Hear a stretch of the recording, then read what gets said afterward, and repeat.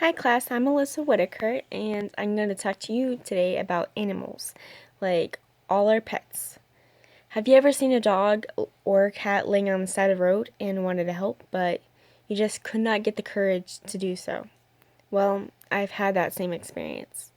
When I was in high school, it was me and my mom and we were on the way home.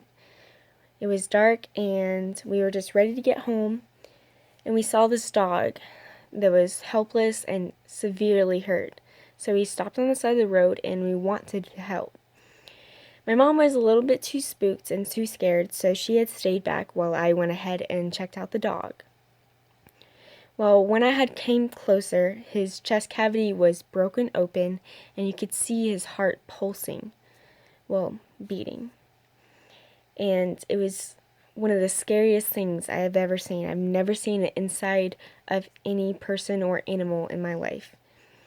And I really wanted to help him get him out off this horrendous place, put him to a comfort where if he did pass, he was at least comfortable. Well, I didn't have enough courage that I thought I would.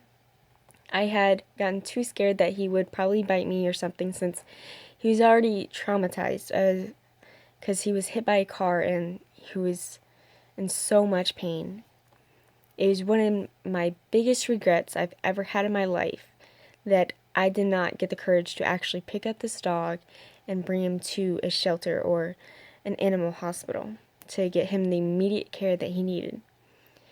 I do not know if he had passed away anytime soon, but I do know that one thing I did when me and my mom got home, this was the times that we didn't have cell phones, we had called the animal shelter and we had told them about where he was and that he needed immediate help.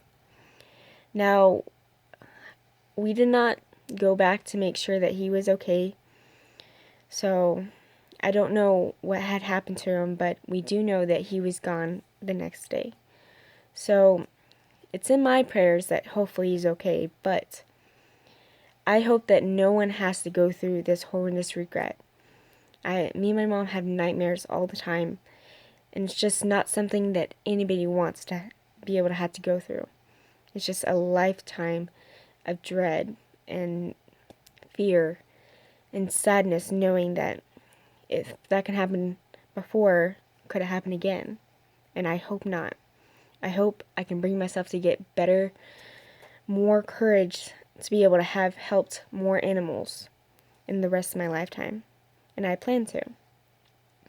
So hopefully no one has to go through that. I hope going through this and hearing what I have to say that you maybe get an idea that it is very, very important to not just the dogs, but to your emotional.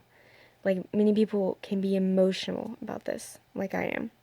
And hopefully you do not have to go through the same incident. And according to the American Society of the Prevention of Cruelty to Animals, 27 million animals are euthanized each year. Only 10% of animals who enter shelters are spayed and neutered, and which are approximately 7.6 million animals a year that enter animal shelters, which means 3 million don't make it out. This is a staggering amount. That's millions.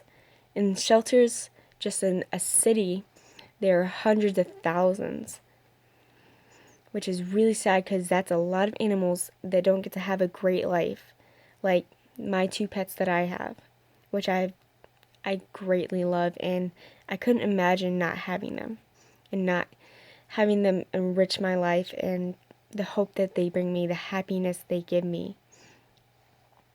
And all those animals didn't get the chance to give that to someone or have that, or they did have that and they had cruel animals or cruel owners, which is really sad to me. Also, every 60 seconds another animal is abused, as well as 250,000 animals fall victim to a hoarding each year, which hoarding is a horrendous thing. It's basically people that have this disease to constantly have more and more stuff or have more and more animals that they cannot take care of. And so many animals don't get the the best life that they could have. Some things that you can do is you can volunteer at a homeless or an animal shelter. That is if you can't get the courage or have the professionalism that some people might need. There's very many things that you might need to have to be able to rescue an animal off the street. Like some animals are scared and they will nip at you and they don't understand that you're there to help. So, hopefully, you at least give some time to just enrich these animals' lives. The little bit can go a long way.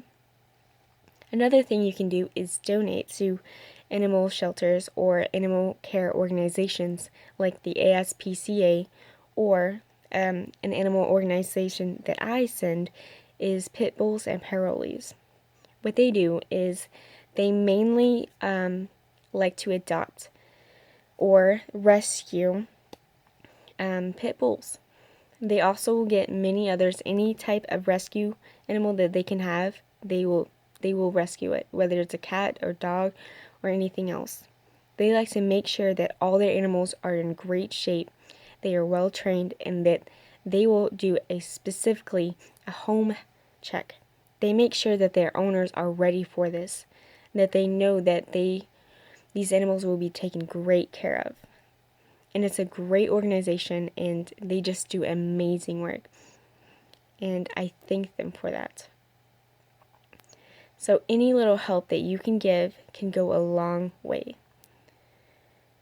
Also, an example I want to share with you is someone can help change the animal's life, and at any time or any moment, whether it's just a kiss on a cheek, a stroke on the back, or just playing fetch. That can mean the world to an animal. So I hope that you can at least give a little bit of time or effort to be able to make all these dogs or cats' lives just so much better. Or first, you could go to a an animal shelter, and to try adopting there before you go to breeders, or maybe a friend you know. I greatly appreciate anything and everything you guys can do. Thank you.